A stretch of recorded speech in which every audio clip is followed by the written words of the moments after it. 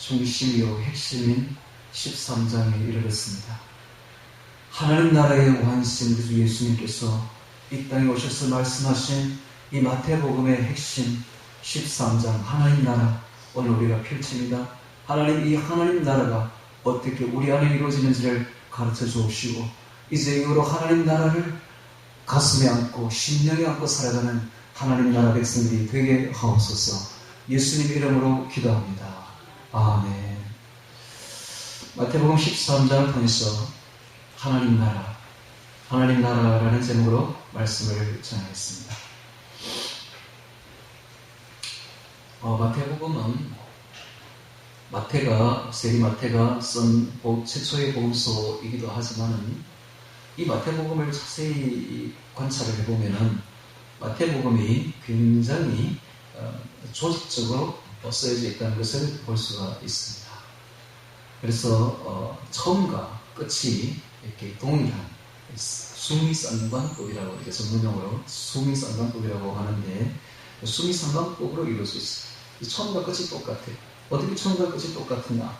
마태복음 1장의 23절에 보면 보라, 처녀가 잉태하여 아들을 낳을 것이고 이름을 임마누엘을 하리라 하셨으니 이를 번역한 즉 하나님이 우리와 함께 계시다 함이라 라는 구절이 나옵니다. 즉 임마누엘, 하나님 우리와 함께 계신다, 이 구절이 나오는데, 마태복음 28장 20절 마지막 절에도 똑같은 이야기가 나오고 있습니다. 내가 너에게 분부한 모든 것을 가르쳐 지키게 하라. 볼지어다 내가 세상에서 끝날까지 너희와 항상 함께 있으라. 항상 함께 있는 게 임마누엘이거든요. 그래서 임마누엘이 처음에 첫 장에 나온 임마누엘이 마지막 장에도 그대로 나오고 있습니다. 즉 처음과 끝이 동일하다는 것이죠. 자, 이것을 조직적으로 아주 그려놓았는데, 자, 이 마태복음의 구조가 있습니다. 1장부터 4장까지는 하나님 예수님의 사역이 시작되는 장면이죠. 근데 마지막에 나오는 26장부터 27장, 28장까지는 예수님의 사역이 종결하는 것을 그려놓고 있습니다. 또 5장부터 7장까지는 그 유명한 산상수훈입니다. 그런데 24장과 25장은 그 유명한 감람산 교훈이죠. 딱 이렇게 대비가 되고 대조가 되고 있습니다. 8장과 9장은 10개의 기적을 소개하고 있습니다. 그런데 19장, 20장, 21장, 22장, 23장까지는 종교인들과의 논쟁을 그려놓고 있으면서 대비가 되고 있습니다. 10장은 그 유명한 제자의 도입니다. 제자의 도. 18장은 한 사람의 영혼의 소중함을 그려놓고 있는 교회의 권세를 그려놓고 있는 것이 바로 그대로 대비가 되고 똑같이 대조가 되고 있습니다. 11장에서 12장은 천국 비밀을 가르쳐주며 성령 해방죄를 소개하고 있습니다. 14장에서 17장까지는 예수님의 순환을 그려놓고 있음으로써 대비가 되고 있습니다. 이제 마지막 딱 남은 중간에 있는 13장, 이게 바로 마태복음의 핵심입니다. 그래서 13장이 중심에 딱 그려집니다. 항상 성경을 구성할 때 이렇게 합니다. 모세오경도 똑같아요. 모세오경도 보면은 5개의 경전이 있는데 창출, 레민, 신, 그 중에 딱 중간이 창출, 레위기죠. 레위기가 중심입니다. 그 레위기 중에서도 가장 중앙에 있는 16장 대속죄일, 대속죄일의 피가 바로 예수 그리스도의 십자가의 보혈이죠. 그것이 바로 중심이 됩니다. 그래서 모세오경의 중심은 어디냐? 레위기고, 레위기의 중심은 어디냐? 바로 16장이고, 16장의 뜻은 예수 그리스도의 십자가 보혈인 것입니다. 이것이 바로 중심이 되고 있습니다. 이렇게 가장 중요한 것을 맨 가운데 놓는 그런 관습이 성경에 있어요. 예를 들면 우리가 잘 아는, 우리가 지금 외우고 있는 이 산상수훈, 이것도 중앙이 어디냐를 잘 봐야 됩니다. 중앙이 6장이죠. 6장이 중심입니다. 6장에서도 가장 중심이 어디냐? 바로 10절부터 시작되는 주기도문입니다. 그 주기도문에서도 제일 중심이 어디냐? 그 앞부분에 3개인데 그 3개 중에서도 제일 중심이 어디냐? 바로 중앙에 있는 하나님 나라가 임하옵시니 이겁니다. 그래서 산상수훈의 가장 중심이 어디냐? 주기도문이고, 주기도문의 가장 중심의 핵심이 어디냐? 하나님 나라가 임하옵시니 이겁니다. 나라가 임하옵시며 이렇게 하죠. 나라가 하나님 나라가 임하옵시며 이겁니다. 자, 마태복음의 주제가 어디 있느냐? 핵심이 어디냐? 바로 하나님 나라입니다. 하나님 나라의 왕으로 오신 분이 바로 예수님이시죠. 그래서 하나님 나라가 시작되려면 영토와 주권과 백성이 있어야 되는데 백성은 우리들입니다. 영토는 어디 있느냐? 영토는 구약시대에는 이스라엘입니다. 이스라엘 땅이 바로 영토입니다. 주권은 무엇이냐? 주권은 모세오경인데 구약시대에 있습니다. 구약시대에 백성을 이스라엘 백성들이고 주권은 율법이고 그 다음에 영토는 이스라엘 땅입니다. 그래서 하나님께서 그 백성을 얻기 위해서 아브라함을 부르셨고 그 다음에 영토를 얻기 위해서 여호수아를 보내서 가나안 땅을 얻습니다. 그 다음에 주권을 나타내기 위해서 신의 사도를 불러서 율법을 주신 것이죠. 그런데 신약에 들어오면 어떻게 되느냐? 신약에는 확 달라집니다. 나라가 어디 있느냐? 그의 나라, 그의 백성은 바로 우리들입니다. 우리들이 바로 그의 나라입니다. 이 안에 왕은 누구시냐? 왕은 예수님이십니다. 그래서 왕이 오셔서 우리 안에 하나님 나라를 이루시는 것입니다. 주의 말씀이 바로 우리의 율법이요 주권인 것입니다. 그래서 주의 말씀은 우리 안에, 우리 예수님이 우리 안에 있는 것입니다. 자, 이것을 잘 깨달아야 되는데 기독교인들이 어디를 가나 성전인 것입니다. 왜? 기독교인 자체가 성전이니까. 내 안에, 내 심령 속에 성전이 이루어져 있기 때문에 우리는 어디를 가든지 성전이 내 안에 있는 것입니다. 그래서 어디를 가든지 우리가 기도하는 그곳이 성전이 되어버리는 것입니다. 우리가 어디를 가든지 그곳에서 모여서 예배드리는 그곳이 성전이 되어버리는 것입니다. 어디를 가든지 우리가 두세 사람이 모여서 기도하는 그곳이 성전이 되어버리는 것입니다. 이것을 이슬람은 도저히 이해가 안 돼요. 이슬람은 메카에 가야 돼요. 메카에 가면 메카를 향해서 절을 해야 돼요. 메카라는 어떤 장소가 있어야만 그들은 예배를 드릴 수가 있고 성전이 있어야만 그들은 예배가 되는 것입니다. 그런데 기독교회는 안 그래요. 기독교회는 성전을 하나님이 허물어 버렸습니다. 예수님이 오시자 성전을 허물어 버린 것입니다.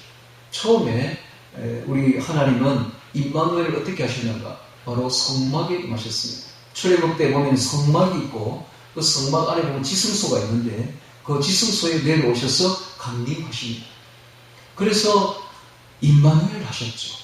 즉 우리와 함께 계시는, 우리와 함께 하시는 하나님으로 성막에 계신 것입니다. 자, 그것이 신약에 들어오면서 말구유로 내려오십니다. 그 하늘의 하나님께서, 하나님의 본체이신 그분께서 인간의 몸을 입고 내려오신 것입니다. 내려오셔서 말구유에 들어가 누워있는 것입니다. 이것이 바로 임마누엘입니다. 보라, 처녀가 잉태의 아들 낳을 것이니 임마누엘을 하리라 하시니 이를 번역해서 우리와 함께 계시다 합니다. 즉 임마누엘 하나님이 오신 것입니다. 지금은 바로 우리와 함께 있습니다. 성령으로 우리 심령에 함께 있습니다. 그래서 하나님 나라는 우리가 생각하는 하나님 나라는 우리가 죽어서 가는 나라가 아닙니다. 그렇게 생각하면 큰 오산이에요. 우리가 죽어서 가는 나라는 궁극적인 나라지만 하나님 나라지만 하나님 나라는 그렇게 이루어지지 않습니다. 하나님 나라는 우리가 죽어서 천국 가는 것이 아니라 하나님 나라는 바로 여기 지금 우리에게 임하는 것입니다. 하나님 나라는 우리가 가는 것이 아니라 하나님 나라는 그분이 우리에게 오는 것입니다. 그분이 우리에게 임하는 것입니다. 예수님은 우리 심령에 임하는 것, 이것이 바로 하나님 나라인 것입니다. 이 개념을 잘 알아야 됩니다. 이 개념을 모르면 평생을 교회를 다녀도 천국 못 가요. 평생을 교회를 다니도 하나님 나라 개념을 못 잡으면 하나님과는 무관한 사람이 되어버립니다. 지금 하나님은 우리에게 오기를 원합니다. 지금 내 심령 속에 하나님 나라가 이루어지기를 원합니다. 이것을 잘 깨달아야 돼요. 그래서 내 안에 하나님 나라를 이루어 나가야 되는 것입니다. 할렐루야. 이것을 깨닫는 사람은 지금부터 하나님과 동행하게 되는 것이요, 하나님이 우리 속에서 임하게 되는 것입니다. 그래서 매일 아침 새벽에 일찍 일어나서 새벽 기도를 해야 되는 이유가 바로 여기 있습니다. 새벽 기도를 하면서 말씀을 암송하고 기도하면서 내 안에 하나님 나라를 이루어 나가는 것입니다. 그러면 하루 종일 하나님이 내 안에 계십니다. 내 안에서 내게 말씀하셔요. 우리 좀 있으면 제가 이야기하겠습니다만 우리 현대인들이 진짜 천국 가기가 없습니다. 다시 말하면 우리 현대인들은 정말로 하나님 나라를 이루기가 어렵냐. 왜? 심령에서 이루어지는데, 이 심령에서 이루어지는 것은 주의 말씀으로 이루어지는데 말씀이 내 안에 울려 퍼져야 되는데 현대인들은 듣는 게 너무 많고 보는 게 너무 많고 시청과 교육을 너무 사탄에게서 너무 많이 받아요. 여러분, 우리가 보고 있는 TV, 인터넷, 유튜브, 이게 전부 다 사탄의 설교입니다. 강력한 설교예요. 옛날에는 라디오를 이렇게 들었는데 라디오는 청각이죠. 청각도 대단하게 설교가 되지만 그것은 일부에 불과하죠. 근데 눈으로 보고 듣는 것은 체험하는 효과가 나요. 체험. 엄청난 효과입니다. 강력한 효과를 줍니다. 그래서 오늘도 주일인데 오늘 이렇게 설교를 듣고 우리가 예배를 듣고 하면은 하나님 나라 내 안에 이루어진 것 같은데 돌아가서 TV 딱 보면은 싹 사라져버립니다. TV가 얼마나 강력한 사탄의 설교인지 몰라요.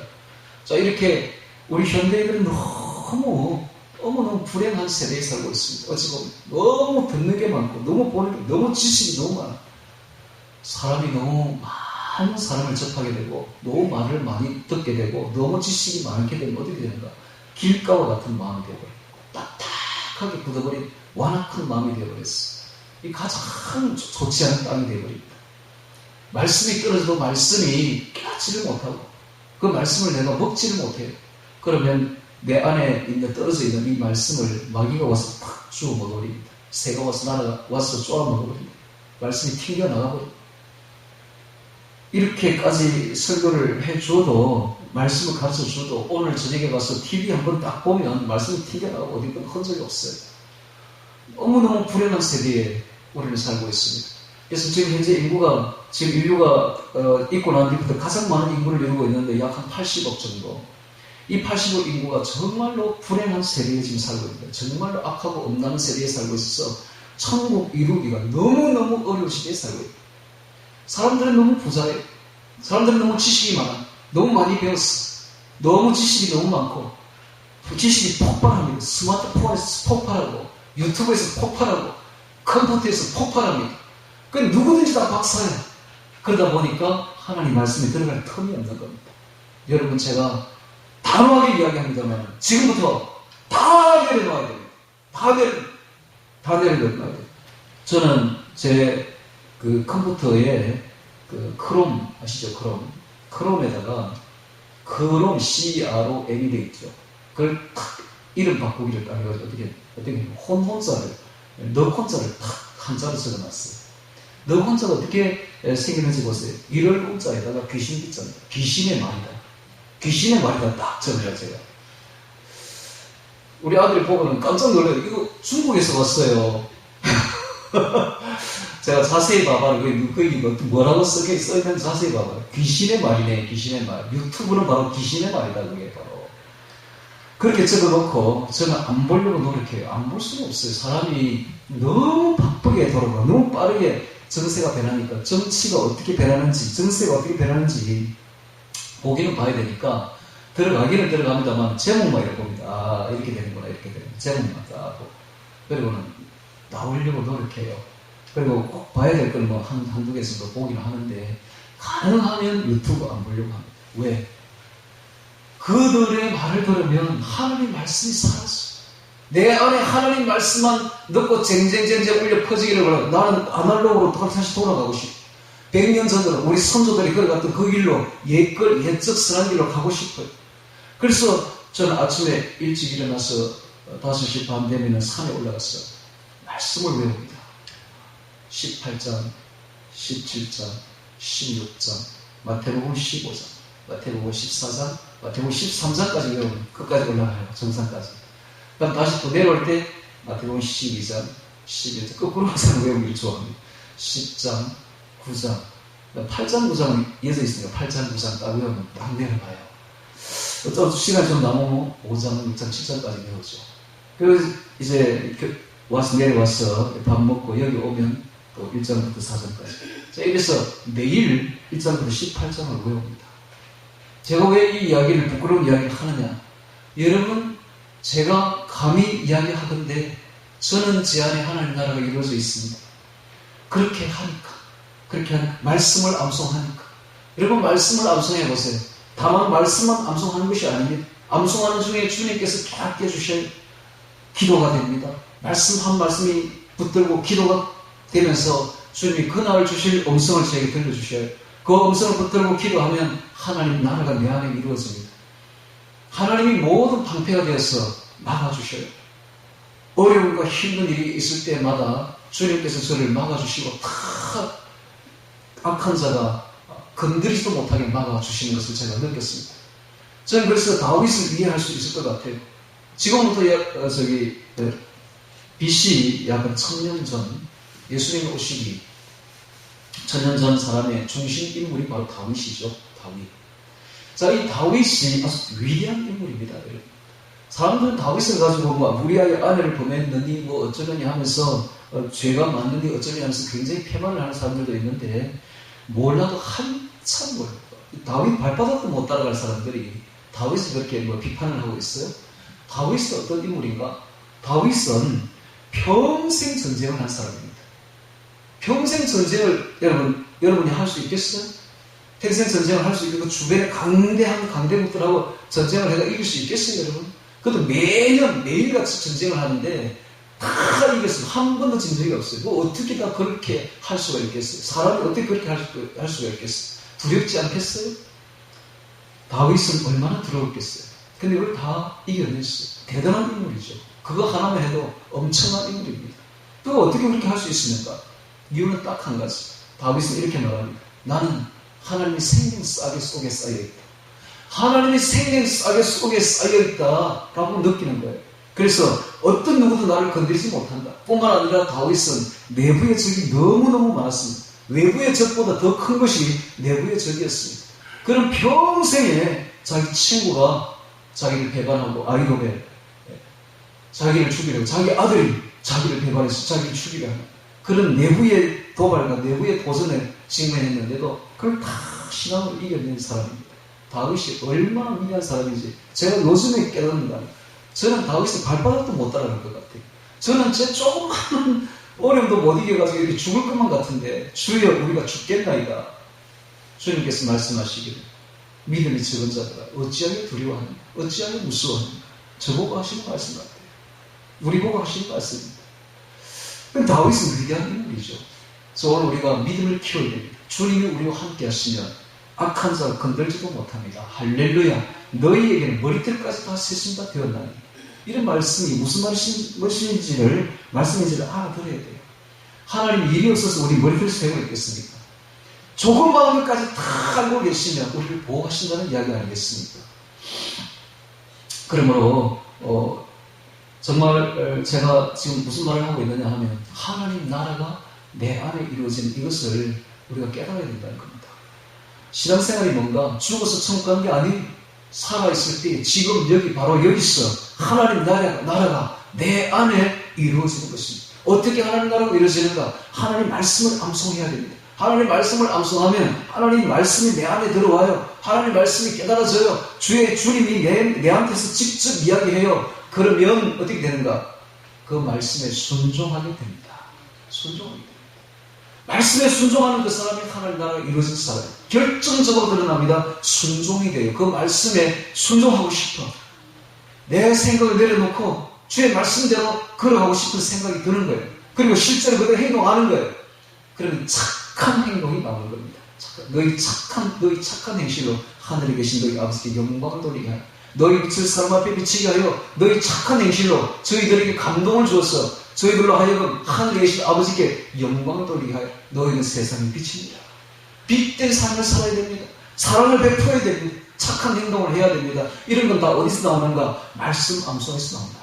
말씀 암송. 하나님 나라가 내 안에 이루어지면 이렇게 된다라는 것입니다.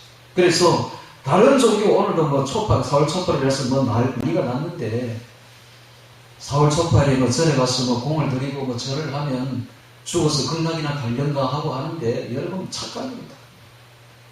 그런 종교하고 우리 기독교는 완전히 틀립니다. 우리 기독교는 생명의 종교인데 생명의 종교를 잘못 알면 안 돼. 종교 생활하면 안 돼. 죽어서 천국 갈려를 생각하면 안 돼.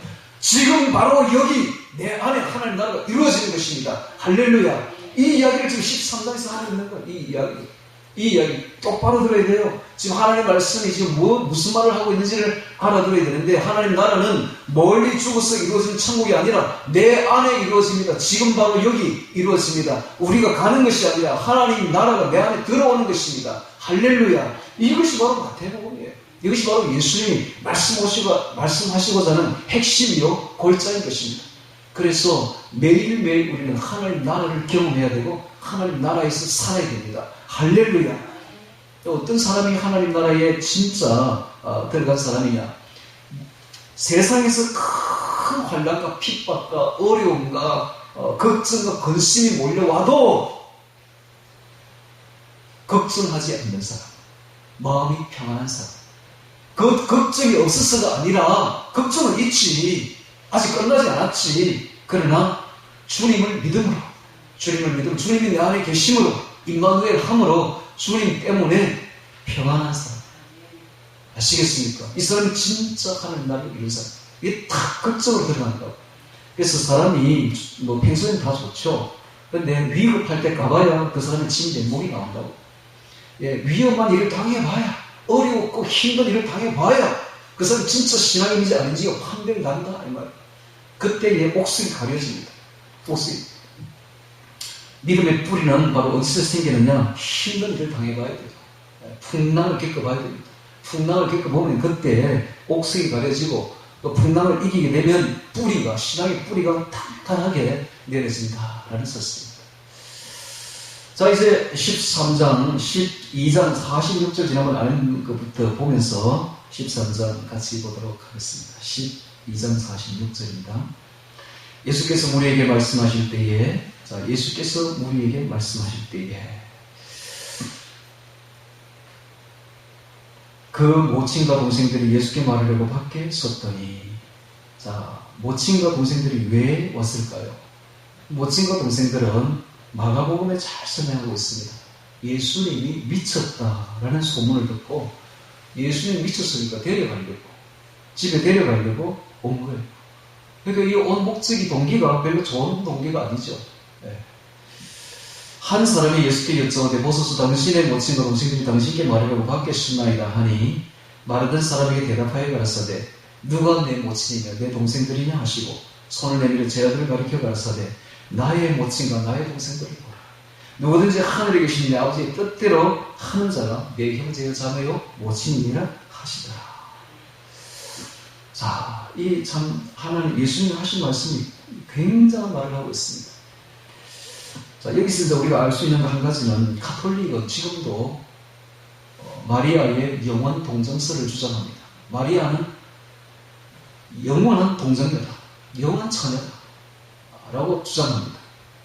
그래서 하늘 황후다, 하나님 위에 있는 하늘 황후다, 하나님보다 더 높다 이렇게 주장하고 있지만 예수님께서 자세히 보면은 동생들이 나오죠. 동생들. 동생들이 나중에 보면은 이 이름까지 다 나옵니다. 그리고 여동생도 있어요. 여동생 둘 함으로써 여동생 적어도 둘 이상이에요. 그래서 적어도 예수님 외에 마리아는 6남매 이상을 낳았습니다. 그러니까 가톨릭이 말하는 영원 동정설은 말도 안 되는 새빨간 거짓말이죠. 자, 그게 이제 한 가지 드러나고 있고, 또 하나는, 자, 예수님께서 지금 말씀하시는 걸 자세히 들어보면, 그리스도 안에서 모두가 한 형제요, 자매임을 알 수가 있습니다. 혈육보다 더 중요한 것이 믿음의 형제들입니다. 주 예수 그리스도 안에서 믿음으로 한 형제, 자매가 된 사람들이 진정으로 형제요, 자매들입니다. 그래서 진정으로 영원한 하늘나라의 하늘의 형제요, 자매가 된 사람들이 바로 믿음 안에서 형제 자매가 된 사람들이다 하는 것을 볼 수가 있습니다. 자, 13장 보겠습니다. 그날은 모친과 형제들이 방문한 날이죠. 예수님을. 그날에 예수께서 집에서 나가서 바닷가에 앉으심에 큰 무리가 그에게로 모여들거늘 예수께서 배에 올라가 앉으시고 온 무리는 해변에 섰더니, 자, 이 장면을 상상해 보시기 바랍니다. 예수님께서 갈릴리 바닷가에 집에서 나가서 혼자 앉아 계시는데 큰 무리가 가만히 두지 않습니다. 막 몰려들고 있습니다. 그러자 예수님께서 배에 올라가 앉으시고, 배에 올라가 앉았다는 것은 육지에서 조금 떨어졌다는 거죠. 몇 미터 떨어진 상태에서 배에 올라가 앉으시고 온 무리는, 예수님께로 온 무리는 해변에 서 있습니다. 자, 이때부터 이제 예수님의 산상설교가 아니라 선상설교가 시작됩니다. 그래서 이 13장을 선상설교라고 합니다. 선상수훈이라고도 또 말을 합니다. 선상수훈. 자, 예수님은 바다를 던지고 지금 말씀을 하기 때문에 바다에서 낮에 불어오는 해풍이 예수님의 입에서 나오는 그 말씀을 싣고 그 많은 무리들에게 전달됩니다. 쉽게 전달되죠. 그래서 바람을 이용을 해서 마이크처럼 바람을 이용해서 예수님은 이렇게 무리들에게 아주 잘 말씀하고 있습니다. 이렇게 예수님은 자연을 잘 이용하셨습니다. 산에 올라가 앉아서 이야기할 때 너무 산이 고요하기 때문에 산상설교가 아주 무리들에게 잘 전파될 수 있었던 것과 마찬가지로 이 성상설교도 해변에서 불어오는 바람을 이용해서 해풍을 이용해서 아주 고차원적인 설교를 아주 쉽게 말씀을 하고 있는 것입니다. 오늘 우리는 해변에 있었더니 3절에 예수께서 비유로 10가지를 저에게 말씀하여 가르치되 자 하면서 이제 네 가지 밭을 이야기를 하고 있습니다. 왜 예수님께서 비유로 말씀하시는가? 비유로 말씀하시는가? 두 가지 이유가 있습니다. 첫째는 깊은 진리를 쉽게 설명하려고 지금 익히 당시에 이스라엘 지방에 일어나는 농경법을 이용해서 똑같은 아주 쉬운 방법으로 설명을 합니다. 두 번째 이유는 택자 아닌 사람들, 불택자들은 들어도 깨닫지 못하게 하려고. 하늘나라 백성이 아닌 사람들은 이게 들어도 무슨 말인지 도저히 깨닫지 못하게 하려고 비유로 그냥 말씀을 해버리는 것입니다. 자, 비유를 하는데 씨를 뿌리는 장면을 가지고 농부가 씨 뿌리는 장면을 가지고 네 가지 밭을 설명하는데요.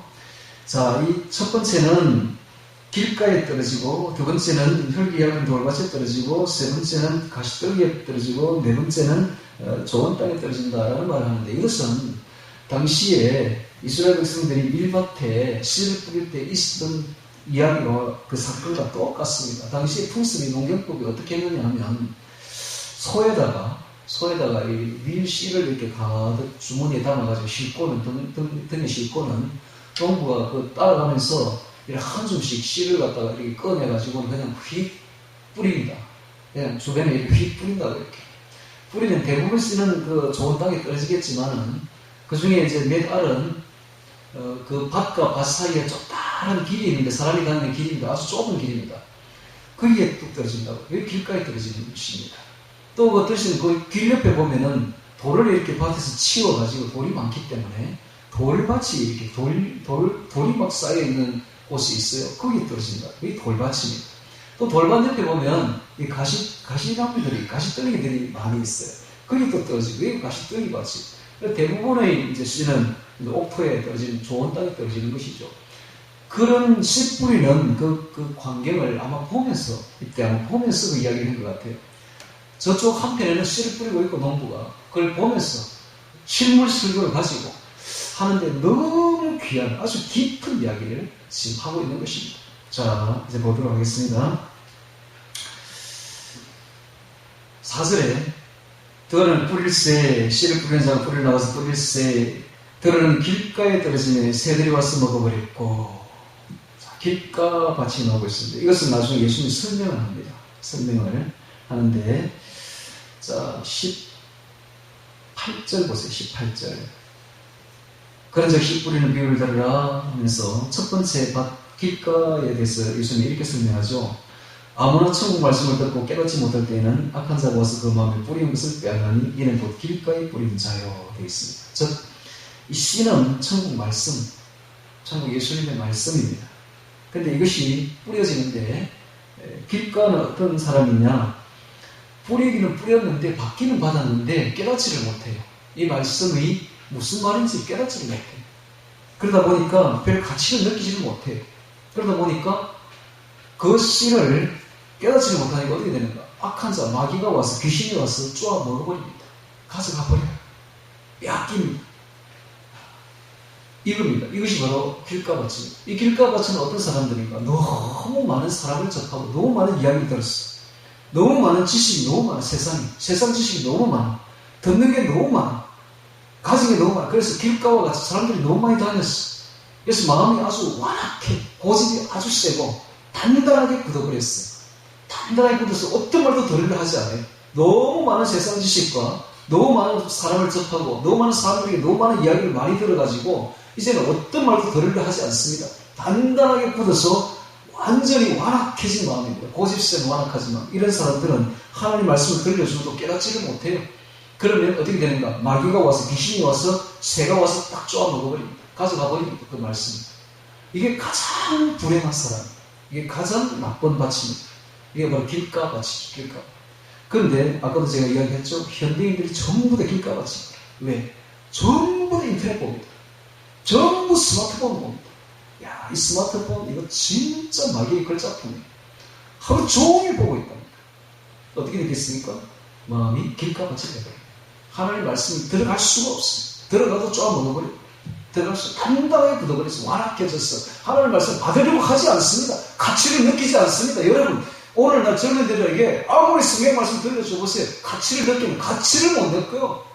절대 가치를 못 느껴요. 왜? 그보다 더 좋은 게 인터넷에 있는데. 당신이 들려주는 말씀보다 더 희망찬란하고 더 화려한 것이 스마트폰에 있는데 무슨 말씀이야? 이런 식이에요. 성경도 안 들거든요. 스마트폰 안에 더 성경이 있는데 무슨 말씀이냐? 이런 식이에요. 이게 바로 길가밭이에요.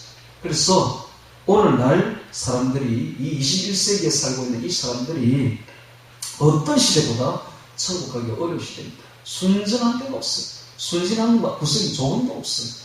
너무 닳고 닳았어. 너무 많이 배웠어. 너무 다 부자들이다. 지식의 부자들이 너무 다 박사들.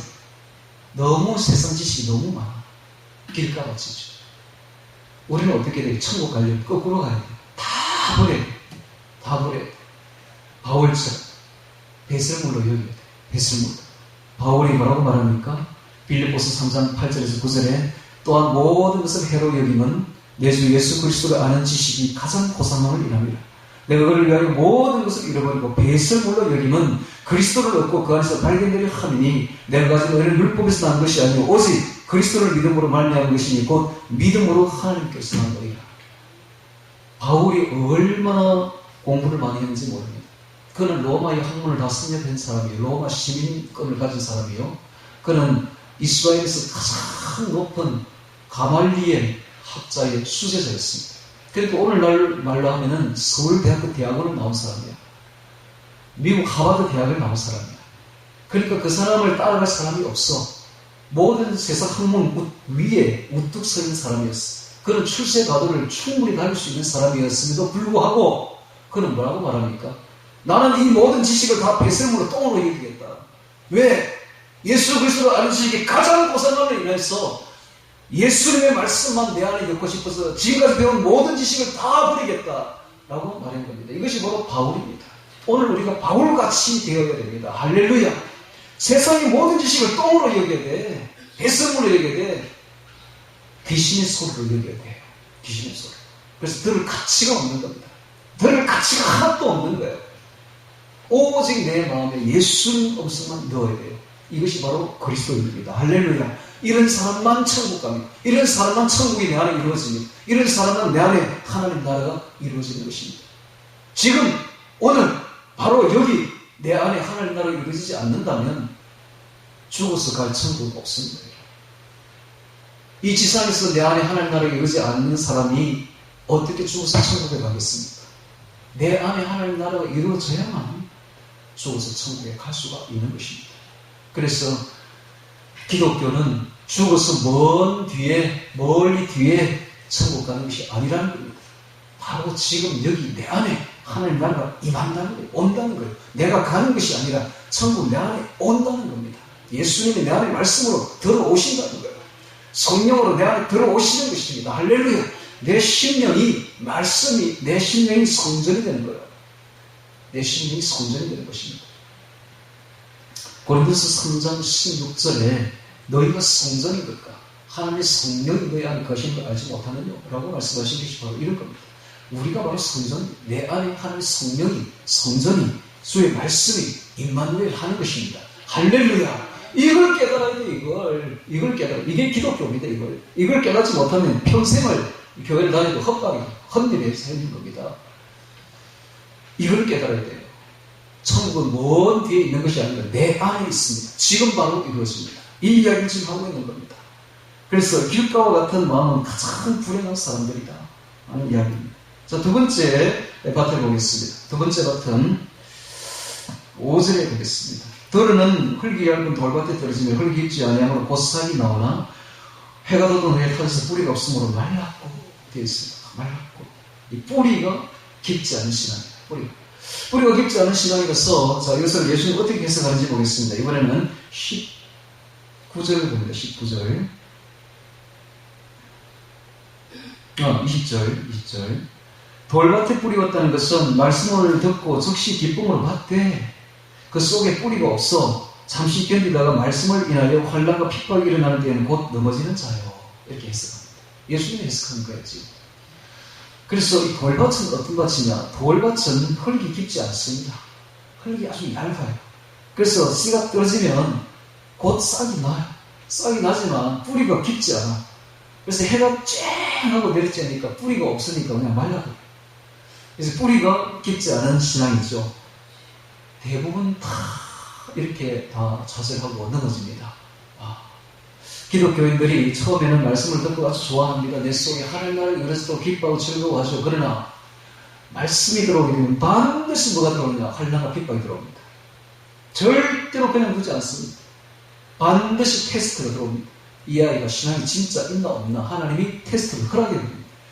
마귀가 예수님을 테스트한 것을 기억하십시오. 마귀가 예수님조차도 시험을 했어요. 3가지 시험을 했어요. 그러면 예수님을 믿는 우리들이 테스트 안 받을 것 같아요? 전부 다 받습니다. 일단 신앙이 딱 생기면 엄청난 환난과 핍박이 들어와서 막 흔들기 시작해요. 자, 흔들었을 때에 그거 말씀으로 인한 환난과 핍박이 너무 아팠어. 너무 힘들었어. 심장이 터질 것만 같아. 죽을 것만 같았어. 예수께서 배에 오르심에 바다의 큰 노래로 물결이 배에 덮이게 되었을 때 예수는 주무시는지라. 제자들이 예수를 깨워가는데 주여 구원하소서 우리가 죽겠나이다. 주여 구원하소서 우리가 죽겠나이다. 우리가 죽겠나이다. 예수께서 이르시되 믿음이 적은 자들아 어찌하여 무서워하느냐. 이런 상태가 되는 거예요. 주여 죽겠나이다 되는 거예요. 누구나 다 그렇게 됩니다. 믿음이 큰 사람이나 적은 사람이나 다 죽을 정도로 밀려오는 게 환난과 핍박이에요. 엄청난 환난과 핍박이 우리를 소용으로 칩니다.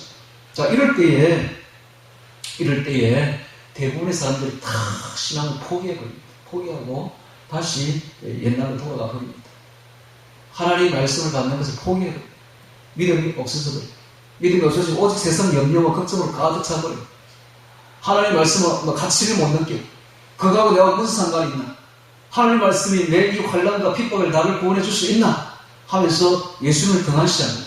그리고 오직 그 환난과 핍박에만 올인해서 세상으로 돌아가 버려요. 더 이상 말씀을 읽지도 않고 암송하지도 않고 기도도 하지 않습니다. 이게 바로 돌밭입니다. 뿌리가 없어. 자, 여기서 우리가 한 가지 알 수 있는 것은 이런 환난과 핍박이 왔을 때에 그것을 이긴다면, 말씀으로 이기고 기도로 이긴다면 어떤 일이 벌어지는가? 뿌리가 깊어진다. 신앙의 뿌리가 단단해진다 하는 사실입니다. 한 가지 환난을 이기면 뿌리가 아주 깊어져, 2가지 환난을 이기면 더 깊어져. 뿌리 깊은 나무는 바람에 아니일세. 바람이 불어도 흔들리지 않는 단단한 신앙으로 자리 잡는다는 사실입니다. 할렐루야. 이것은 신앙뿐만 아니라 모든 일이 다 그렇습니다. 어떤 직업이든지 힘든 일은 있습니다. 그 직업에서 승부를 가리고 그 직업에서 전문가가 되고 성공한 사람이 되려면 환난과 핍박이 올 때 이겨내야 돼. 그 환난과 핍박을 이겨내지 못해 심장이 터질 것만 같아서 직업을 그만두면 뿌리가 없는 사람이에요. 그래서 어떤 직업이든지 뿌리는 생겨야 돼요. 그 뿌리는 어떻게 생기는가? 어려움과 힘듦을 통해서 뿌리가 단단하게 박힌다는 거예요. 우리 건축 설계도 굉장히 힘든 일이에요. 건축 설계하는 사람들이 이렇게 넥타이 탁 메고 아침에 출근해가지고 에어컨 깨면서 여름에 에어컨 겨울에 난방 탁 켜면서 이렇게 편안하게 생활하고 저녁에는 일찍 퇴근하고 하니까 사람들이 이렇게 생각해요. 저 사람은 진짜 좋은 직업이다. 이렇게 힘들지 않은 여러분 설계 사무실 한번 근무해 볼래요? 세상의 모든 걱정이 다 옵니다. 세상에 거대한 여러분 집 한 채 짓는데 돈이 얼마 듭니까? 전 재산을 가지고 맞부다 치는 거 아닙니까? 거기서 얼마나 큰 분쟁이 있겠어요? 그걸 또 요리해야 되는데 얼마나 큰 문제들이 생기겠어요? 그걸 다 해결해 줘야 돼. 얼마나 골이 빠져지는지 몰라요. 그래서 차라리 이런 생각이 들어요. 차라리 청바지 입고 나가서 일했으면 좋겠다. 이런 생각이 하루에 12번도 더 듭니다. 그게 바로 설교 사무실. 제가 왜 이런 이야기를 하는가? 어떤 직업이든지 어려움 없는 직업이 없습니다. 전부 다 어렵습니다. 사람이 사는 것은 아담 후예들은 스트럭을 해야 돼요. 마치 전쟁하듯이 땀을 흘려야만 겨우 먹고 삽니다. 어려움 없는 직업 없어요. 그런데 그런 어려움을 다 겪다 보면 그 직업에 뿌리가 내려진다. 깊은 뿌리가 내려지고 단단해져요. 그래서 흔들리지 않는 그런 사람이 되듯이 신앙도 마찬가지입니다. 어떤 이렇게 환란과 핍박이 다가올 때에 그걸 이겨내면 그만큼 깊은 신앙의 뿌리가 내려진다는 사실입니다. 할렐루야. 지금 예수님이 아주 쉬운 비유를 가지고 엄청난 이야기를 좀 하고 있는 거예요. 엄청나게 깊은 신앙 이야기를 하고 우리 심령의 상태에 대해서 하늘 나라가 어떻게 이루어지는 데서 소상하게 깨고 있는 예수님께서 지금 이야기를 하고 계신다는 사실을 알아야 됩니다. 이 이야기는 우리 자신에게 하는 말입니다. 내게 하는 말, 내 안에 지금 들려주시는 주의 음성인 것입니다. 자, 이것은 들을 귀가 있는 사람은 듣고 들을 귀가 없는 사람은 못 듣는 겁니다. 자, 세 번째 이제 이번에는 바트를 보도록 하겠습니다. 세 번째 바트는 6절에 있죠. 해가 더 위에 타서 뿌리가 없으므로 말라 위에 두 번째 바트고 7절에 더러는 가시떨기 위에 떨어지네 가시가 자라서 기운을 막았고. 자, 이것을 예수님 어떻게 해석하는지 보겠습니다. 그 밑에 22절에 보면 가시떨기에 뿌리 없다는 것은 말씀을 들으나 세상 염려와 죄의 유혹에 말씀을 막혀 결실치 못하는 자요 되어 있죠.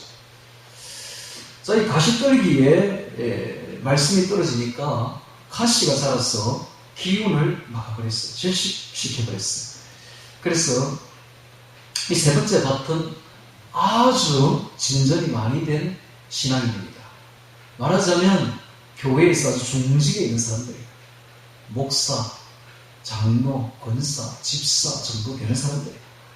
아주 신앙생활 오래 한 사람들이고 흔들림이 없는 환란과 풍파도 다 겪었고 그래서 그걸 다 이겨내고 뿌리도 있는 이런 사람들인데 이 사람들이 천국에 못 들어가요. 왜 못 들어가는가? 세상 염려, 죄의 유혹에 막혀가지고 말씀의 결실을 보지 못해요. 말씀의 결실을 못해요. 즉 내 심령 속에 말씀으로 인한 기쁨과 말씀으로 인한 은혜가 충만한 것이 아니라 세상 염려, 그 다음에 죄의 유혹, 3대 욕심으로 꽉 차 있어가지고 세상의 3대 사랑으로 꽉 차 있는 거예요. 자기 사랑, 돈 사랑, 쾌락 사랑. 예, 디모데후서에 나오는 3장에 나오는 말세에 이런 일이 있을 것이니 고통할 때가 이럴 것이나 해서 나오죠. 자기 사랑, 돈 사랑, 쾌락 사랑으로 꽉 차 있는 거예요. 죄의 유혹, 세상 염려 얼마나 많습니까? 여러분 세상 염려 얼마나 큽니까?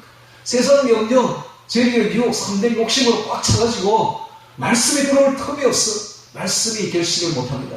그래서 항상 내 안에 하나님 나라를 이루지 못하고 언제나 세상 염려로 염려하고 걱정하며 혹은 세상 욕심으로 꽉 차서 세상 욕심에 이리 이끌리고 저리 이끌리고 이런 심령이다.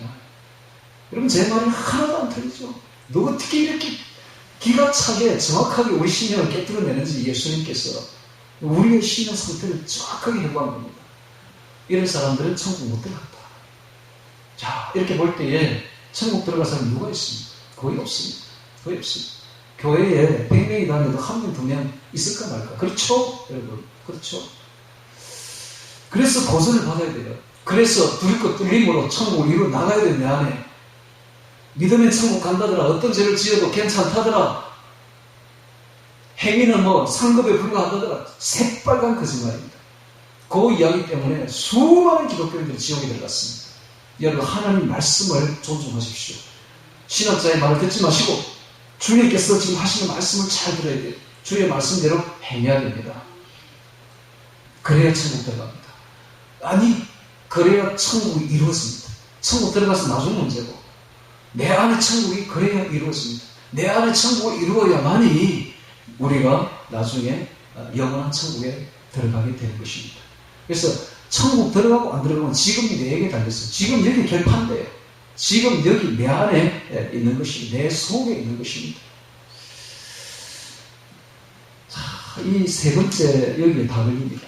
두 번째 거의 다 걸려서 다 난방하고 세 번째 여기에 다 걸린다.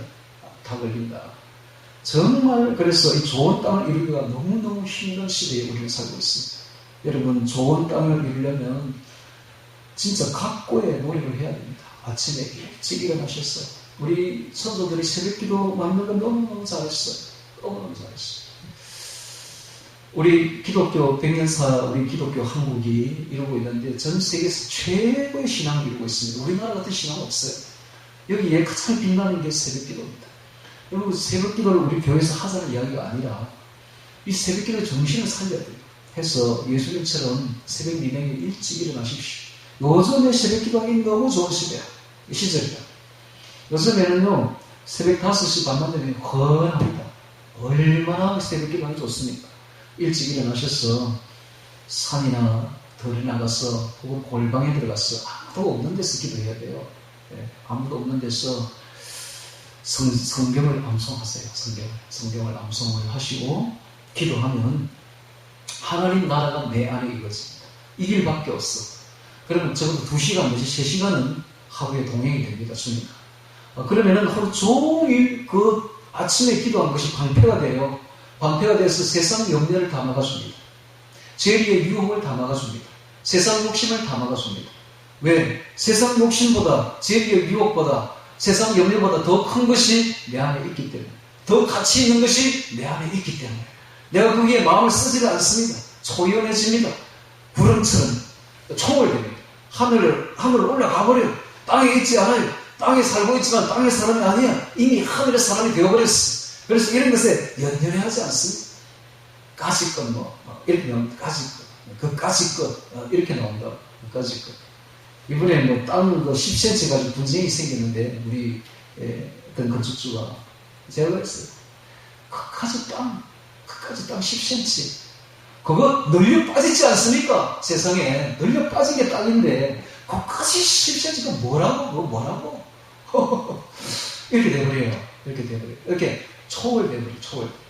사람들이 10cm 가지고 죽기 살기로 밤에 터지도록 싸웁니다. 10cm 딴 거 청량 가지고. 여러분, 성경을 아침에 암송하고 기도해서 영이 확 자라버린 사람은 세상의 것을 초월해버려요. 구름처럼 하늘 올라가버려요. 하늘의 뜬구름을 보십시오. 흰 구름을 보십시오.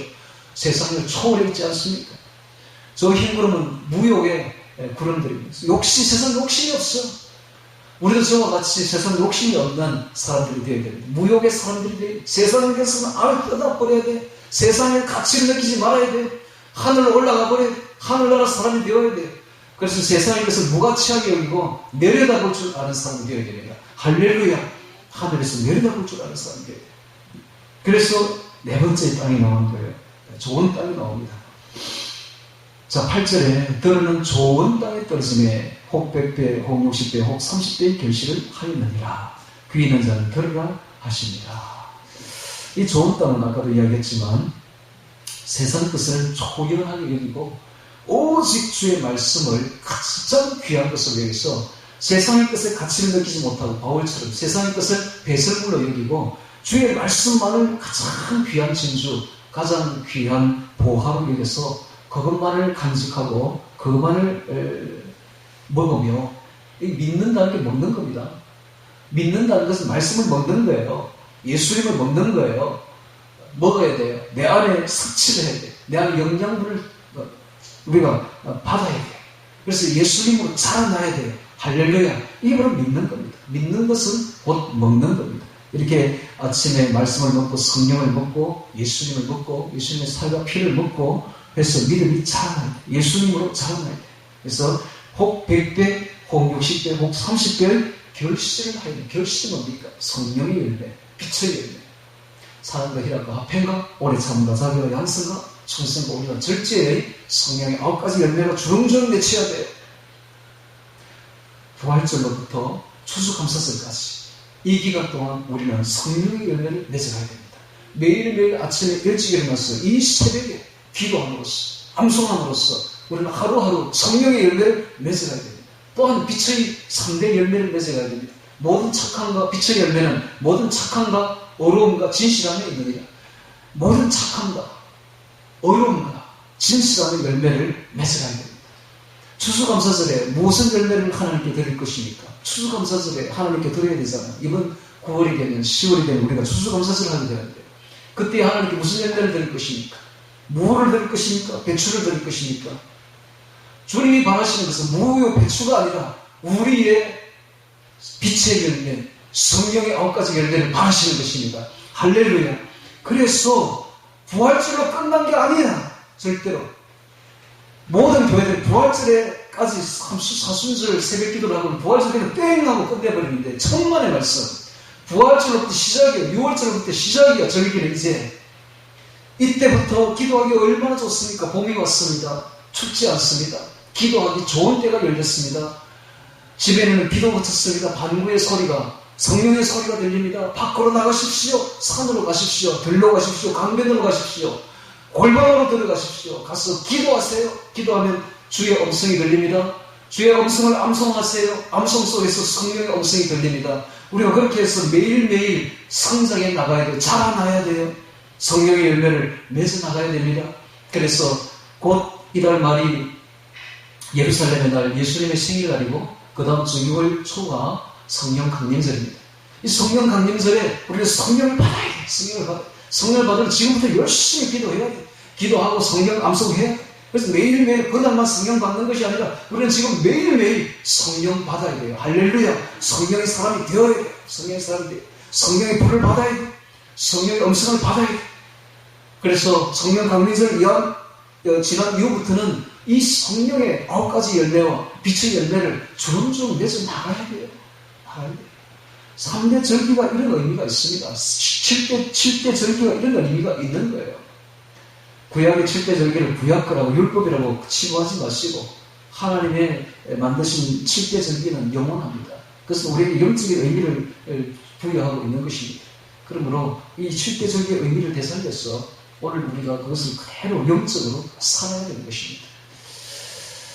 자, 이것이 바로 30배 혹은 100배, 성경은 30배, 60배, 100배를 하지 않습니다. 항상 100배, 60배, 30배 이렇게 하시다. 여러분, 예수님은 누구를 좋아하는가? 많이 가진 자를 좋아합니다. 많이 가진 자는 더 풍성하게 될 것이고 없는 자는 있는 까지 빼앗기라. 5달란트 가진 자가 더 5달란트 가진 그걸 더 좋아한다고요. 2달란트 가진 자가 더 2달란트 만든 그걸 좋아한다고.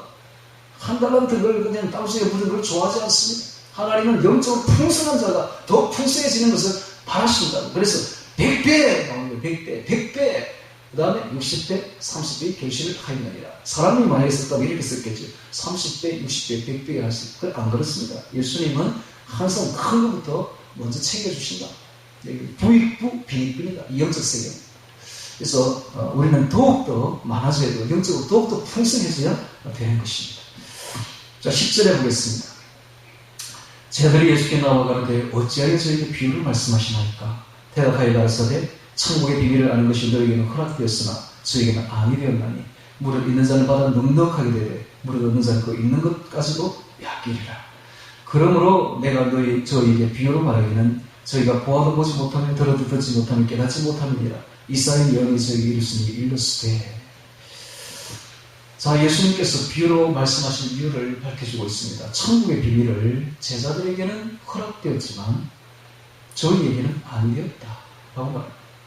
자, 이런 이야기들은 들을 기가 있는 사람만 듣는 겁니다. 들을 기가 없는 사람은 아무리 들려줘도 이게 무슨 말인지 알아듣지를 못해요. 그래서 비유로 말하는 겁니다. 그래서 또 이렇게 말하는 것은 무릇 있는 자는 받아 넉넉하게 되고 믿음을 듣고 믿음이 있는 자들은 믿음이 더욱더 넉넉하게 되되 무릇 없는 자들은 들었으나 깨달음이 없는 자들은 그 있는 것까지 빼앗기를 천국 백성의 자격을 상실하겠다 라고 말하고 있습니다. 부익부 빈익빈입니다. 이게 영적 세계입니다. 이게 영적 세계. 이게 바로 영적 원리입니다. 여러분 평등하지 않습니다. 천국은. 그래서 큰 자는 더욱더 큰 자가 되고 작은 자는 더욱더 작아지고 없는 자는 더욱더 없는 자가 되는 것이 바로 천국의 원리다. 그래서 천국 가면 절대로 평등하지 않습니다. 큰 자가 있고 낮은 자가 있고 높은 자가 있고 낮은 자가 있는 법입니다. 그래서 예수님께 제자들이 묻습니다. 천국에서 누가 크니까? 왜 그렇게 물었겠습니까? 천국에서 큰 자가 있고 작은 자가 있으니까 그 계급 사회입니다. 철저한 계급 사회입니다. 그래서 물었습니다. 그랬더니 예수님이 말합니다. 어린아이 하나를 불러다가 저희 가운데 세우시고 가라사대 너희가 돌이켜 이 어린아이들과 같이 되지 않으면 결단코 천국에 들어가지 못하리라. 그러므로 누구든지 이 어린아이와 자기를 낮추는 그이가 천국에서는 큰 자입니다. 천국에서 큰 자가 되려면 어린아이처럼 자기를 낮춰야 돼. 자기를 겸손에 낮추는 그래 남을 섬기는 주님을 섬기는 그 사람이 천국에서 큰 자가 될 것이다 라고 말해요. 여러분 천국은 절대로 평등사회가 아니라는 사실을 알아야 됩니다. 그러므로 우리가 치열하게 신앙생활을 되고 매일매일 부지런히 일어나서 신앙생활 해야 되는 이유가 바로 여기에 있습니다. 매일매일 우리는 성장합니다. 매일매일 우리는 천국의 높은 자리에 올라갑니다. 이렇게 열심히 힘써 신앙생활을 한 사람과 시간만 보낸 사람은 10년 좀 지나면 천지 차이가 나버립니다. 신앙의 정도가 천지 차이가 나버린다. 이걸 알아야 됩니다. 그래서 우리는 매일매일 치열하게 높은 곳을 향해 올라가야 됩니다. 주님을 향해서 하나님을 닮기 위해서 우리는 올라가야 됩니다. 안 그러면 동물이 되어버려요. 자, 인간은 신과 동물의 중간 상태에 있습니다. 이 과정에 있어요. 길에 있어요. 자, 동물이 될 것인가? 아니면 신이 될 것인가? 둘 중에 하나를 자기가 결정하는 겁니다. 자기가 신을 향해서, 예수님을 향해서, 예수님을 닮기 위해서 치열하게 올라가는 게 신앙생활입니다. 오늘 우리는, 가진 자는 더 가지게 되고, 없는 자는 있는 것까지 빼앗긴다는 부익부 빈익빈의 이 원리를 깊이 깨달아야 됩니다. 자, 그래서 14절에 예수님이 이사야의 예언을 말합니다. 저희에게 이루었으니 일렀을 때 너희가 듣기는 들어도 깨닫지 못할 것이요 보기는 보아도 알지 못하리라. 이 백성들의 마음이 완악하여졌어. 그 귀는 듣기에 둔하고 눈은 감았으니 이는 눈으로 보고 귀로 듣고 마음으로 깨달아 돌이켜 내게 고침을 받을까 두려워하느라 하였느니라. 무서운 말이에요. 무서운 말. 하나님이 이런 말까지 하십니다. 저희가 깨달아서 돌이켜서 내게 고침을 받을까 내가 두렵다라고 말을 할 정도. 이게 불택자들입니다. 택함 받지 않는 백성들이 돌이켜서 내게 고침을 받을까 두렵다. 자, 이 말 속에 우리가 느낄 수 있는 것은 하나님이 우리에게 천국의 비밀한 것을 주려고 한다. 즉 비밀이 뭡니까? 비밀은 아는 사람에게, 사랑하는 사람에게만 가르쳐 주는 것. 이게 바로 비밀 아닙니까? 비밀은 누구에게 공개하는 게 비밀 아닙니다, 여러분. 비밀은 사랑하는 사람에게만, 내가 진짜 주고 싶은 사람에게만 딱 주고 싶은 것. 이게 바로 비밀 아닙니까? 하나님이 지금 우리에게 비밀을 주려고 하고 있는 거예요. 천국 비밀을 열어주시고 있는 것입니다. 이 비밀을 받는 우리는 얼마나 복된 자들입니까? 그래서 제가 여기 올라오면서 이렇게 기도했습니다. 웬 사랑입니까? 웬 은혜입니까? 저 같은 자에게 이 비밀을 여기서 보여주시다면 웬 사랑입니까? 웬 은혜입니까? 저같이 미천한 자에게, 저같이 죄 많은 자에게 하나님께서 비밀을 열어서 저에게 보여주십니까? 하고 제가 정말 감격해서 기도를 드렸는데, 여러분 이 비밀을 아는 것은 정말로 이게 좀 감격스러운 이야기입니다. 이거 아무나에게 주는 거 아니에요. 이것은 들을 기가 있는 자에게만 비밀하게 열어주시는 것입니다. 하였느니라. 16절에 그러나 너희 눈은 봄으로 너희 귀는 들음으로 보십시오. 복이 있도다. 웬 은혜입니까? 웬 사랑입니까? 17절에 내가 진실로 너희에게 이르노니 많은 구약의 선지자 오인들이 너희 보는 것들을 보고자기도 보지 못하였고 너희 듣는 것들을 듣고자기도 듣지 못하였고, 지금 예수님이 하시는 이 말씀을 구약에 있는 그 수많은 선지자 오인들이 얼마나 보고 싶었으며 얼마나 듣고 싶었는데도 보지 못하였고 듣지 못하였다고 말하고 있지 않습니까? 그러나 너희 눈은 봄으로 너희 귀는 들음으로 진실로 복이 있다 라고 말하는데, 제자들만 복이 있는 것이 아니라 지금 이 말씀을 듣고 있는 우리들이 복이 있는 사람들입니다. 할렐루야. 이 말씀을 암송하고 있는 사람들이 복이 있는 사람들. 그래서 저는 복음서를 좋아하고 복음서 중에서도 마태복음을 좋아합니다. 마태복음은 정말 팽이하게 쓰여졌고 이해하기 쉽고, 암송하면 내 살이 더 피가 되고, 암송을 하면 내 속에서 주님의 음성을 그냥 들려주시니까 주님이 내 안에 살아계시고, 마태복음 얼마나 좋은지 몰라요. 그래서 내 평생에 마태복음을 암송하려고 합니다. 여러분도 할 수만 있으면 마태복음 5, 6, 7장 암송하시고, 또 더 할 수 있으면 저처럼 전체를 암송을 해보세요. 정말 좋습니다. 목사님이니까 그렇게 하지만 우리는 그렇게 됩니까? 아니요. 여러분, 옛날에 우리 아버지가 학교를 다녀본 적이 없어요. 학교를 다녀본 적이 없어요. 아무리 할머니한테, 우리 그 아버지, 어머니죠. 우리 할머니한테 아버지가 어릴 때 어머니 치마를 잡고, 할머니 치마를 잡고 학교 좀 보내주세요. 학교 좀 보내주세요. 보내주지 않았던 거예요. 왜 안 보내줬는가? 우리 할아버지가 한의사인데, 진주에서 한의원을 했는데 아주 선비였죠. 완전히 막 책만 보는 선비라, 그 사람이. 그래가지고, 이게 보리를 이렇게 늘어놨는데, 보리 넣을 때쯤 되면 비가 많이 오잖아요. 장마철이잖아요. 비가 왔다가 그치다 이러잖아요. 그럼 비가 내리면, 이제 아래서 책 보고 있는 할아버지가 그 보리 좀 걷어들이면 될 텐데, 보리가 떠내려가도 책만 보고 있는 거야. 그걸 보고 속이 썩었던지 할머니가, 내가 다시 내 자식들한테 공부시키는 거 봐라. 이래가지고 공부를 안 시킨 거예요. 그래가지고 우리 아버지가 머리가 참 좋은 사람이었는데, 그렇게 평생에 부장을 했으니까, 당시 부장 이장이면 대단하잖아요. 그 마을에 사람들이 굉장히 많았거든요. 요즘처럼 작은 게 아니라. 그래서 평생 부장을 했으니까 덕망이 있고 학식이 있고 그러니까 그렇게 되는 거죠. 학교를 못 나왔어. 그래서 이제 아버지 밑에서, 할아버지 밑에서 한자를 배웠는데, 맹신보감이라든지 소학이라든지 이런 걸 배웠어요. 천자문 이런 걸 배웠어요.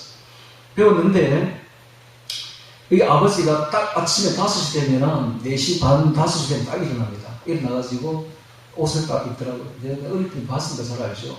옷을 딱 입고 딱 앉아가지고 맹신보감을 착착 읽습니다. 처음부터 끝까지. 1장부터 착착 첫 페이지 읽는다고. 한자만 쫙 읽어내린다. 이걸 내가 외우고 그래요. 평생 그걸 외워가지고 말할 때마다 그 속에서 외운 게 튀어나온다. 한자가 튀어나온다. 문자를 탁탁 쓰면서 이야기를 합니다. 그러니까 얼마나 권위가 있는지, 사람이 권위가 있어가지고 사람들이 꼼짝을 못해요. 아버지 밑에서. 아버지 앞에 오면 사람, 동네 사람들이 꼼짝을 못해. 딱 안에 있는 문자를 딱딱 내면서 이야기를 딱딱 하니까 맞는 말이거든요.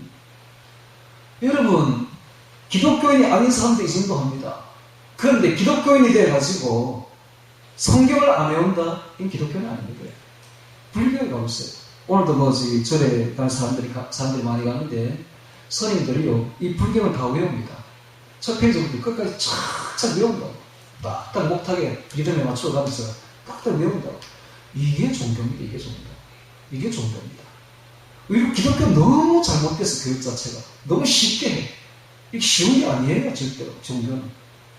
이 정도 돼야 됩니다. 기본적으로 이 정도는 돼야지. 그래야 종교를 할 수 있지.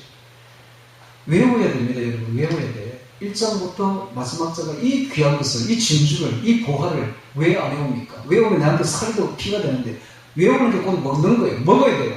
먹어서 소화를 시켜야 돼요. 먹고 나면 소화가 됩니다. 깨달아진다고.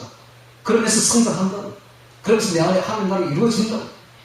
이렇게 배워야 됩니다. 한국교회는 너무너무 교육을 잘못시켰어. 제대로 된 사람을 한 사람도 못 만들어낸 것 같아요. 왜 이렇게 교육을 못했습니까? 처음부터. 외워야 돼. 우리 교회 계속 외우러 가잖아, 제가 지금. 오늘도 마태복음 7장 거짓 선지자에 대해서 외우러 가잖아, 지금. 외워야 됩니다. 이 외워야 신앙이 생겨. 외워야 먹어야 신앙이 생겨. 외워야 내 안에 하나님 나라가 이루어지는 것입니다. 자, 다시 성경에 넘어오셔서, 그래서, 이는 눈으로 보고, 귀로 듣고, 마음으로 깨달아 돌이켜, 내게 고침을 받을까 두려워합니다. 자, 이 정도입니다. 하나님이 지금 우리에게 비밀을 가르쳐주는 게 이 정도입니다. 불택자들은 그 깨달아서 돌이켜서 내게 고침을 받을까 두려울 정도로 하나님이 막는다는 사실을 알아야 됩니다. 그럼 우리에게 이렇게까지 보여주고 비밀을 보여주고 우리까지 이렇게 불렀다는 것은 엄청난 은혜야. 이건 엄청난 은혜야. 여기에 부응을 해야지. 사람이라면 하나님이 이 은혜에 부응을 해야지. 우리를 이렇게까지 불러주시고 이런 말씀을 들려주신다면 우리 신명을 다 바쳐서 실천해야지. 그게 뭡니까? 암송, 성경 암송 하세요. 해야 돼. 해야 되잖아. 그렇죠? 해야 돼. 이렇게까지 큰 은혜를 주셨는데 해야죠. 자, 16절에 그러나 너희 눈은 봄으로 너희 귀는 들음으로 복이 있도다.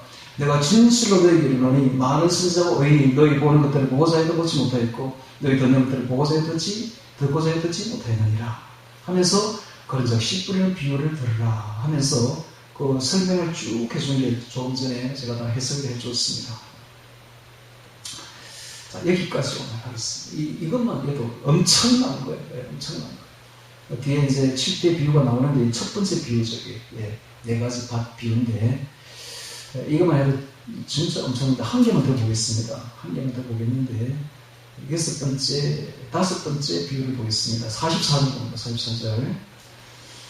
천국은 마치 밭에 감추인 보화와 같으니 사람이 이를 발견하면 숨겨두고 기뻐하여 돌아가서 자기 소유를 다 팔아 그 밭을 샀느니라. 이겁니다. 다섯 번째 비유.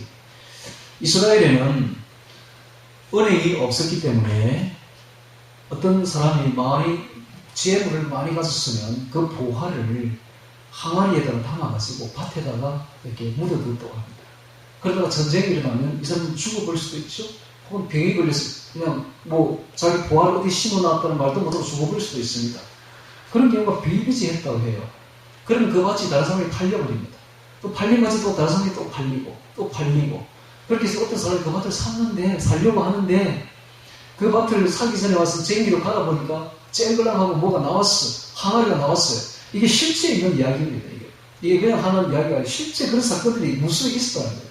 보니까 항아리 안에 어마어마한 보화가 들어있는 겁니다. 그래서 빨리 묻어둡니다. 빨리 묻어두고는 기뻐하여, 입이 귀에 걸린 거죠. 기뻐하여 내려갑니다. 집에 돌아가서 자기 모든 재산을 소유를 다 팔아서 그 밭을 샀느니라. 뭡니까? 그 보화가 뭡니까? 오늘 우리에게 있는 예수, 주의 말씀, 천국, 내 안에 계신 하나님. 이게 세상 그 어떤 것보다 큰 거야. 이걸 깨달은 사람이야. 그래서 세상의 모든 걸 다 포기하는 거야. 포기하고 이것을 사는 거야. 이것을 취하는 거야. 아침에 일어나서 잠이 중요한 게 아니야. 아침에 일어나서 이것을 취하는 거야. 산에 올라가서 암송하는 거야. 성경을 암송하고 내려오면서 성경 암송하고 깨닫고 기도하고 내 안에 하나님 나를 이루어나가는 이게 너무너무 큰 걸 아니까. 이게 얼마나 큰 가치를 지닌 걸 아니까. 그 사람은 세상의 모든 걸 포기하는 거예요. 포기하고 세상의 모든 걸 다 배설물로 여기고 이것을 취하는 거예요. 이게 천국의 7대 비유 중에 다섯 번째 있는 비유입니다. 자, 왜 제가 이런 이야기를 하는가? 지금 첫 번째 네 가지 밭 비유를 깊이 새기시길 바랍니다. 그리고 하나님의 말씀을 내 안에 넣고 하늘나라 내 안에 이루어지는 게 얼마나 귀한 것인가를 다시 한번 깨달아야 됩니다. 이것밖에 없습니다. 이게 얼마나 중요한지 모릅니다. 그래서 우리는 내 안에 하나님 나라를 이루어 나가는 복된 사람들이 되시기를 주의 이름으로 축원합니다. 다 같이 오늘 말씀 기억하며 기도드리겠습니다.